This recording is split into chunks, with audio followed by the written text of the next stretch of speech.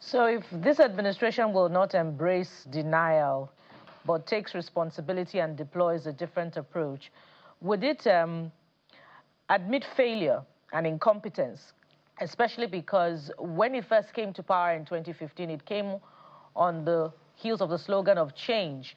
And when it returned in 2023, it was on renewed hope and on a promise to solve the challenge of insecurity. But more than 3 years down the line now, or nearly 3 years rather down the line, it's been totally unable to do so, with many communities vulnerable, without protection. And even those that are closest to a police formation are as close as only 40 minutes. And, you know, when an attack happens, this supposed security agents only go there to count bodies. So will this administration admit failure and incompetence? I do not think it's a matter of this government admitting failure. Again, I say as much as one Nigerian's life is at stake, this government must take responsibility. Therefore, if you want to, if any institution must admit failure, it's the Nigerian states, historically and before now. For example, article mentioned in that interview at prior time that its solution to insecurity challenges is to put more boots on ground. Exactly what the Ashwaju administration is doing.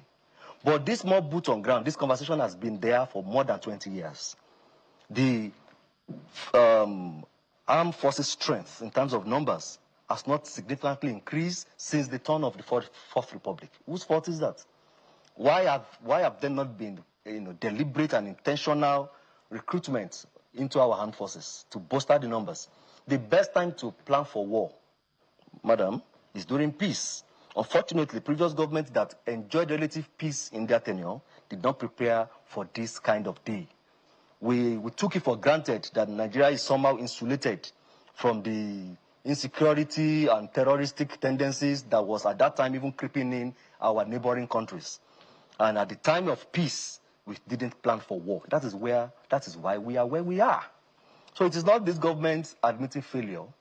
We met it the way they are. The Chibok girls, when they were kidnapped, it took years before even some of them were freed from their captors. It took years. Many of the kidnap incidents we've had now under this administration, as unfortunate as they are, they shouldn't happen in the first place. But many of them, the government had been up in arms and had been on their toes to ensure safety is restored to those victims as quick, as earnest as it should be. Did this current government, during campaign, promise to solve the challenge of insecurity or not? Even if they don't promise, that's not the answer to the question. It is granted. Was it a promise or not in 2022, I'm giving you a context. ahead of this government taking over power? Was it a promise or not? And as a matter, the president called for the resignation of a former president while he was in the opposition because of the inability to solve the problem of insecurity. So did your president, the current president, promise to solve the challenge of insecurity or not? Yeah, and I'm giving you a context that... And he has been unable to, the government has been unable to solve the problem of insecurity. And perhaps the most critical, portion of the Constitution is commitment to securing life and property. And so should this government admit to failure and incompetence of being unable to fulfill the single most important responsibility? Hello, my sister, you're answering your own question. I'm asking you the question, sir. No, you're also answering it at the same time, because I was trying to... I'm expecting an answer. I haven't answered the question. Please go ahead and answer the question, sir. No. Should the government accept responsibility for failure and incompetence? Beautiful. But when we come here, we speak to Nigerians. You may be representing them. So my answer may not necessarily fit to your expectation, but I'm speaking to Nigerians. Yeah, but answer it all the same. And let Nigerians make up their minds.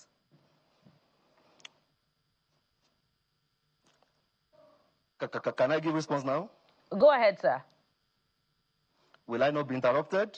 I would love to enjoy my free flow of thoughts. So I am saying, take it for granted the government did not even campaign on insecurity. It is given that as a government, insecurity is your fundamental function, as provided in the section 14 of our Constitution, subsection 2. And I'm giving you historical contexts, comparison to the fact that when you look at it from the historical prism, you will not be talking about failure or success. I gave an instance of when the Chibok girls kidnap happened. It took years to even recover one of those victims. Many of the incidents of kidnap under this administration, as unfortunate as they are, we have had, to an extent, timely recovery of those victims. If you are going to make comparisons like that, which I do not want to because Nigerians' lives are precious, however, that is success. Because sometimes you might, because of the challenges we have, even in our numbers, as far as armed forces is concerned, you might not be able to prevent some of these instances. However, when they occur, however, unfortunately, what is your reaction as governments? In terms of reaction, proactiveness, this government is better than most that preceded it in the time of this crisis. And because we came hard on Jonathan's government because the insecurity situation ballooned, it metamorphosed under his administration.